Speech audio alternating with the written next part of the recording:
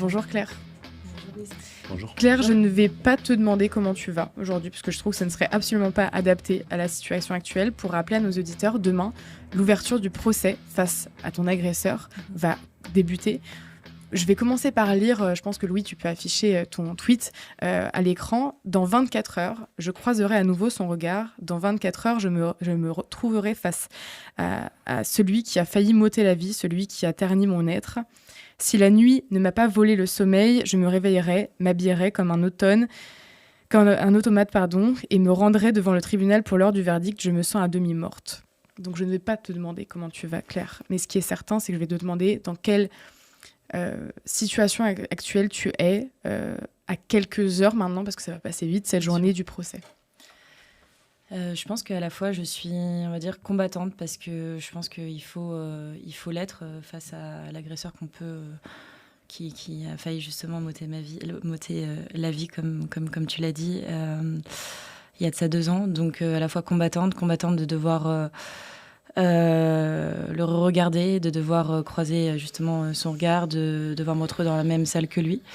À la fois, bien sûr, que j'ai peur, comme toute autre victime qui peut recroiser son agresseur, j'ai peur, même si depuis 2 ans, je montre qu'une image d'une femme forte, une femme qui porte un réel combat, celui de la sécurité pour nous toutes. Forcément que je reste quand même humaine et bien sûr que ça fait assez peur et on ne sait pas du tout ce qui va se passer pendant ces 3 jours d'audience, en tout cas. Ouais. Ça ne manquera pas à nos auditeurs le courage que tu as eu ces 2 dernières années de porter la parole, d'ailleurs que beaucoup de femmes n'osent pas prendre. J'aimerais revenir aussi, juste avant de poursuivre sur le procès qui va arriver, sur le traitement médiatique que tu avais reçu à l'époque. Est-ce que tu attends peut-être une forme d'excuse de la part de certains de ces médias? Peut-être est-ce qu'ils seront présents? Est-ce que tu sais qui est-ce qui sera présent demain au procès? Je sais qu'il y aura beaucoup de médias, dont justement vous aussi qui seront présents. Je sais qu'il y a les médias qui sont de mon côté qui seront présents. Encore une fois, moi j'ai fait un appel, j'ai fait une lettre ouverte au Figaro il y a de ça quelques jours, où j'appelle toutes les institutions, toutes les féministes, comme je l'entends, toutes les associations, tous les médias également, à venir à ce procès, parce que je pense qu'au-delà du combat politique que je peux mener depuis 2 ans, au-delà du combat qui, à mon sens, est légitime, c'est une cause qui peut réunir tout le monde, celui d'une femme qui s'est faite violer, une femme qui a failli mourir. Je pense qu'il y a un peu d'humanité qui doit être intégrée, en tout cas, dans ce procès. Donc, je l'espère. Je pense qu'il y aura des médias qui vont essayer de tout simplement me déstabiliser. J'en suis consciente. Bien sûr, j'en suis consciente. Il y en a qui nous ont contactés, qui nous posent énormément de questions.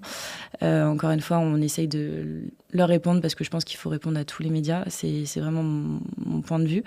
Mais j'espère juste qu'ils respecteront, on va dire, cette femme et non, enfin, cette femme qui s'est faite agresser. Et au-delà de ça, en plus, c'est pas que le procès de mon agresseur, parce qu'il y a aussi Mathilde. Et je demande énormément de respect pour Mathilde, qui, elle, n'a pas voulu médiatiser son histoire. Et bien sûr, nous serons 2 pendant ce procès, et je veux vraiment qu'il y ait une vraie forme de respect pour elle aussi. Mathilde, tu avais pu avoir son témoignage sur Éclat de Femme, sur le podcast que tu animes, que j'invite aussi nos auditeurs à écouter, qui est extrêmement important. D'ailleurs, tu ne reçois pas que des victimes d'agression, tu as tout profil, donc c'est ça aussi qui est intéressant. J'avais moi-même témoigné sur ma façon de voir les choses, sur ma vie, etc., mon parcours. Claire, sur cette partie-là, justement, au-delà du traitement médiatique, le profil de ton agresseur ressemble à celui d'autres, celui notamment de Philippine. On pense évidemment à sa famille, sa maman qui intervient sur les plateaux depuis quelques jours et qui est très courageuse. Évidemment, on lui apporte tout, mais vraiment tout notre soutien, puisqu'on ne sait pas à quel point ça doit être difficile. Mais cette maman, ça va être peut-être un peu violent, mais ça aurait pu être ta mère aussi. C'est ce que je me suis dit hier soir quand j'ai regardé l'interview. J'ai pas réussi à regarder celle sur BFM. C'était encore trop tôt pour moi, je pense, mais j'ai regardé celle sur CNews hier et j'ai pas pu juste me dire une seconde que ça aurait pu être ma mère. Et justement, ma mère m'a appelée après l'interview de cette femme, de la maman de Philippine, et elle était en pleurs. Elle m'a dit, mais ça aurait pu être moi. Ça aurait vraiment pu être moi, et c'est ça qui me terrorise. À la fois, je me dis, j'ai tellement de chance d'être encore aujourd'hui en vie, mais à la fois, en fait, pourquoi justement moi je suis en vie et pourquoi c'est tellement injuste. Le fait que Philippine ait eu la vie qui a été ôtée et qui s'est fait massacrer dans le bois de Boulogne. Et encore une fois, c'est le même profil que mon agresseur. Une décision judiciaire, administrative qui a mal été exécutée. Et bien sûr, personne donne des excuses, que ce soit à l'amant de Philippine, comme que ce soit à moi aussi. Pour revenir sur le profil de mon agresseur est arrivé en France en 2009. Il vient de République centrafricaine et il a fait quelques séjours en famille d'accueil. Il y avait déjà eu des plaintes qui avaient été déposées pour lui pour viol. Malheureusement, ça a été classé sans suite. Donc il est arrivé mineur.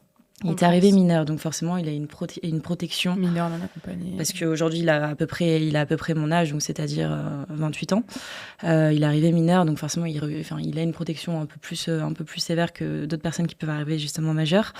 Et pour revenir à cette plainte qui a été classée sans suite, justement, l'assistante sociale qui était en charge de mon agresseur, justement, avait déjà averti le système que c'était un profil dangereux.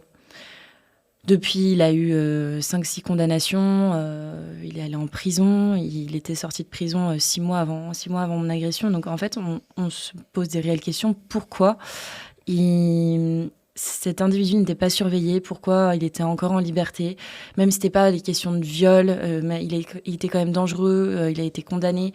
Pourquoi il n'y avait pas de surveillance comme ça? Et en fait, aujourd'hui, j'en veux énormément à l'État pour ça, bien sûr. L'État a sa culpabilité. Est-ce que, pour donner un petit peu le détail de l'attaque de ton avocat aussi, sur quelle base est-ce que vous attaquez? Est-ce que vous attaquez l'État? Est-ce que vous attaquez seulement l'agresseur? Dans quelle position est-ce que vous êtes tous les deux? Et tous les trois, peut-être avec Mathilde aussi? Là, je pense qu'il y a un temps pour tout. Aujourd'hui, en tout cas demain et pendant ces 3 prochains jours, c'est le procès de l'acte que cet homme-là a commis, donc l'acte irréparable qu'il a pu faire sur Mathilde, c'est-à-dire un viol avec menace avec une arme. Également, moi aussi, un viol, menace avec une arme. Il encourt jusqu'à 20 ans de prison. On verra plus tard. Je ne veux pas taper maintenant tout de suite sur la justice. C'est pas l'idée. Mais en tout cas, je pense qu'aujourd'hui, en tout cas pendant ces 3 jours, c'est très important de respecter ça et de respecter vraiment on va dire ce pourquoi il est devant le tribunal, en tout cas. C'est-à-dire vraiment les actes de barbarie qu'il a pu faire sur nous deux. Sans parler de l'OQTF, sans parler de l'État, même si on espère forcément qu'il aura à la suite une interdiction de quitter le territoire. Je pense qu'il y a un temps pour tout. Là, c'est le temps de la justice. Et moi, après, je mènerai mon combat politique derrière. On verra bien ce que ça donnera. Ouais. Mmh. Qu'est-ce qui aujourd'hui...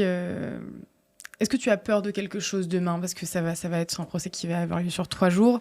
L'association dont tu es la présidente invite toute personne d'ailleurs à se rendre devant la cour d'assises de Paris. Donc j'invite également les auditeurs à s'ils peuvent se déplacer, ne serait-ce qu'une heure, hein, c'est ce qui est dit sur le site internet d'Éclat de Femmes, ne serait-ce qu'une heure pour montrer un petit peu de présence et de montrer le soutien qu'ils peuvent apporter à toi, à Mathilde, mais pas que. C'est aussi ce que tu m'as dit il y a quelques jours. C'est pas que ton procès, c'est celui de toutes les femmes, celles qui sont aussi parties aujourd'hui et qui sont décédées. Est-ce que tu crains certaines choses à l'approche de ce procès? Comment tu te positionnes? Est-ce que tu as peur aussi de recroiser le regard de cet homme? Totalement, j'ai peur de recroiser le regard de cet homme. La dernière fois que nos regards se sont croisés, c'était le 11 novembre 2023, au moment où il y avait tellement une haine énorme que je me suis dit ma vie va être terminée. Donc forcément qu'il y a cette angoisse pour parler justement du rassemblement. On organise ce rassemblement avec l'Institut pour la justice. On est vraiment en collaboration ensemble. L'idée étant de pouvoir... à la fois soutenir Mathilde, me soutenir, mais aussi soutenir un combat qui est beaucoup plus large, celui des victimes qui n'ont pas pu avoir justice. Je prends l'exemple d'une maman où sa fille était atteinte de troubles autistiques, qui s'est fait violer à Rueil-Malmaison par un étranger qui était pakistanais, qui était déjà connu des services de police, qui a eu que 8 mois de prison.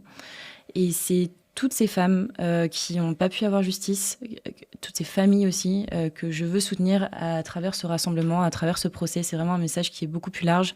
Et au-delà de ça aussi, parler de l'insécurité aujourd'hui que les femmes vivent en France et qui, à mon sens, est inacceptable. Donc oui, le rendez-vous aura lieu à 8h. Certaines personnes pourront rentrer au sein du tribunal. Encore une fois, la salle est très petite. Priorité à nos proches, aux proches de Mathilde, à mes proches également. Donc on verra ce que ça donne. Mais le plus important, en tout cas, c'est vraiment de pouvoir avoir des personnes qui sont devant, qui militent, qui prêchent notre bonne parole. J'espère qu'il n'y aura pas de débordement, on verra bien ce que ça donne. Oui, d'ailleurs, il faut quand même le souligner à ceux qui veulent venir d'eux-mêmes pour apporter leur soutien, pas de cris, bien s'habiller, etc. Il y a tout un tas de règles à respecter parce que c'est un sujet extrêmement sérieux, c'est une cour d'assises. Donc, c'est pas le moment de décrédibiliser. Attention à ne pas rendre la situation plus complexe pour les victimes, etc. Donc ça, faut quand même le souligner, c'est important. Ouais. Tu as raison de le rappeler, Julien. Donc à toutes les personnes qui veulent se mobiliser, comme tu le disais, c'est d'avoir une tenue. Après, c'est à peu près simple. C'est comme si vous vous dites... alors j'imagine que vous transposez aussi la rage que vous pourriez avoir si ça arrivait, une fois de plus, à l'une de vos proches. Mais le principal, c'est que justice au maximum soit faite et surtout que la parole soit entendue, quoi qu'il arrive. J'imagine, Claire. Est-ce que j'ai envie de te demander le message que tu as envie de passer aussi à travers ce procès, parce que tu le disais, j'ai vu aussi ce qui était écrit sur le site internet, j'ai vu la tribune que tu as mise sur le Figaro, que j'ai lu attentivement, que ça n'aurait pas dû arriver, que s'il n'avait pas été là, ce ne serait pas arrivé. Quel message global, parce que je dissocie vraiment la personnalité de Claire Géronimi et celle qui est aujourd'hui porte-parole de l'UDR, et donc qui a un combat qui est politique. Là, c'est un combat qui est aussi personnel. Qu'est-ce que tu veux passer comme message ?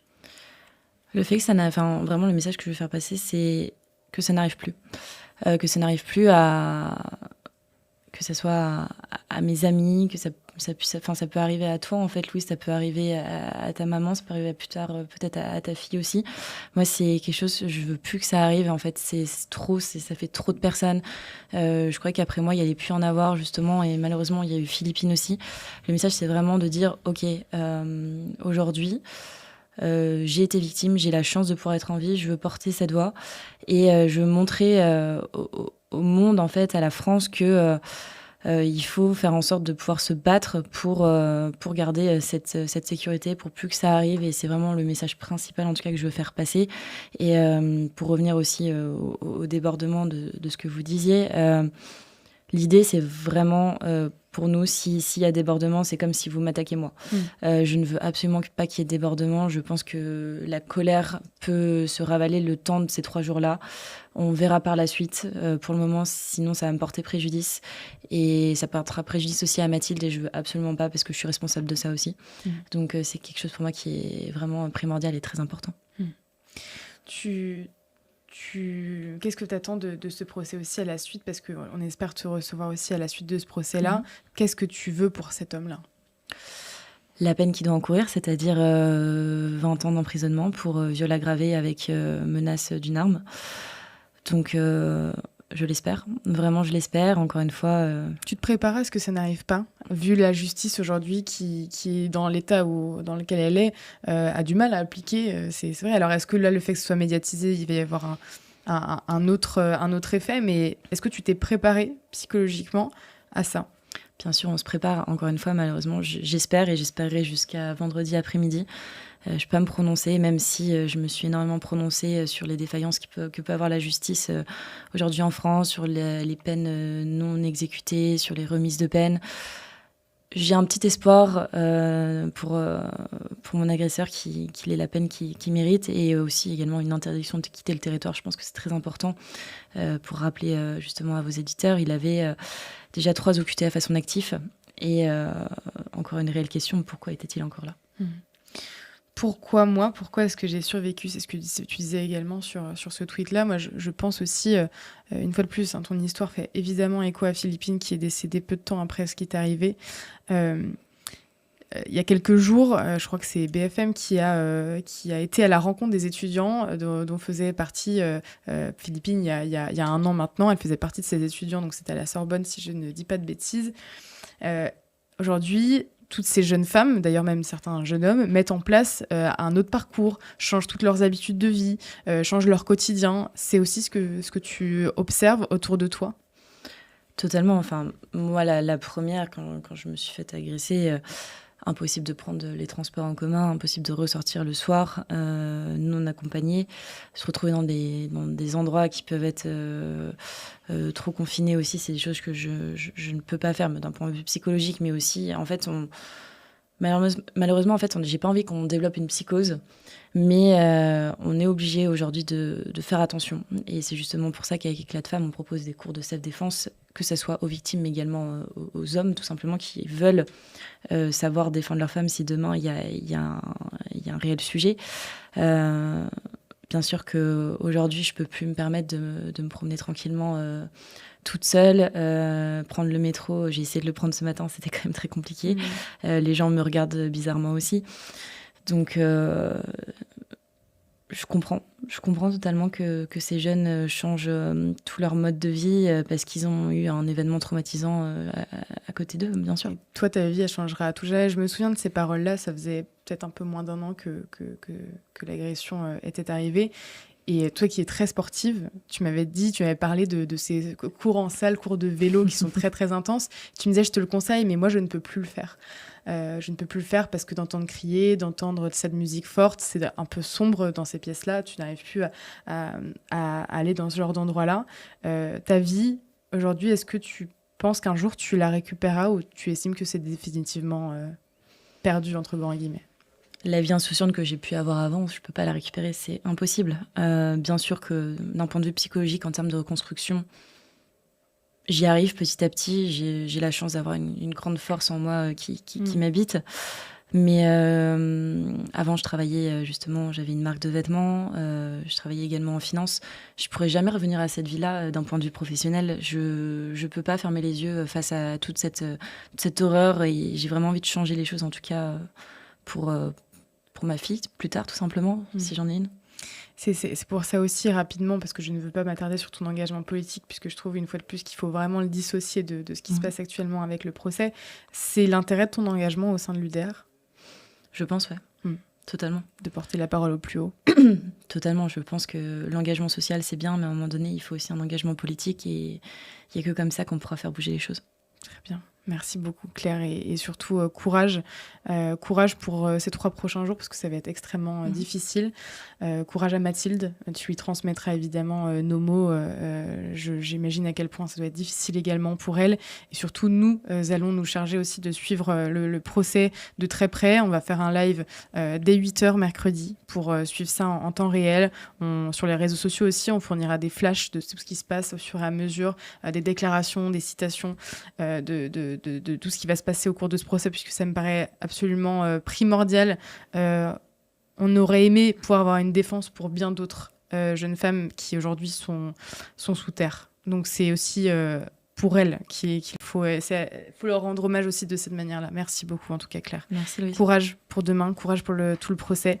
Et on se retrouve après, en espérant que la justice fera pour une fois peut-être son travail. On espère en tout cas. Merci beaucoup, Claire. Merci, Louise. En 1965, la France comptait 5 lieux de culte musulmans pour 2800 aujourd'hui, en 2025. 10 ans après Soumission de Michel Houellebecq, la réalité dépasse-t-elle la fiction? À l'approche des élections municipales de 2026, des maires, toutes étiquettes confondues, multiplient les concessions à l'islam. Ces maires qui, depuis 2020, favorisent les projets de mosquées avec un objectif clair, tout boucler avant de se représenter. Ces maires qui font du clientélisme dans les mosquées pendant le ramadan à la recherche de voix. Ces maires qui laissent prospérer des associations islamistes sur leur territoire. Stratégie électorale assumée, pression démographique, simple naïveté politique. Pour Frontières, nous avons enquêté à travers l'étude de milliers de comptes rendus de décisions municipales, de publications des maires sur les réseaux sociaux et de communication plus discrète d'associations islamiques et des mosquées sur ces compromissions dont on parle si rarement. Souvent, rien n'est illégal. Tout cela se fait parfois même avec la communication officielle des mairies qui se félicitent chaleureusement d'avoir permis que la fête de l'Aïd se déroule dans un gymnase communal, avec en prime un discours appuyé du maire devant des fillettes voilées de 7 ans. Voilà le sens du mot collabo. Faire du zèle dans une situation déjà en place est difficile. Depuis des années, certains lanceurs d'alerte et universitaires, notamment dans les années 2010, ont dénoncé ces pratiques, mettant en lumière un tabou ignoré par une grande partie des Français, alors que notre espace médiatique faisait preuve d'une véritable cécité volontaire. Le phénomène n'est plus cantonné aux banlieues. Il gagne désormais des territoires autrefois épargnés, comme la Haute-Savoie ou le Grand Ouest, là où les mosquées poussent comme des champignons. À Annecy, déjà 4 mosquées. Le maire sortant écologiste en réclame une 5e. Ce n'est pas un débat, c'est une nécessité, dit-il. Notre enquête le prouve, ces maires viennent de tous les horizons politiques. PS, PC, LR, sans étiquette. Quand il s'agit de clientélisme, la gauche et la droite sont tout aussi touchés. Tous les maires ont été contactés, mais il faut le dire, la plupart sont restés silencieux. Leur présence dans les mosquées semble les embarrasser. Et les choses vont se bousculer en 2026, avec l'arrivée de la France insoumise, qui s'est longtemps tenue à l'écart de ces questions municipales et assume aujourd'hui sans complexe une stratégie communautariste. Grâce à cette analyse de données massive, nous avons fait émerger 30 noms, notre top 30 des maires pro-islam. Magazine en kiosque le 2 octobre. Précommandez-le dès maintenant sur www.frontieresmedia.fr.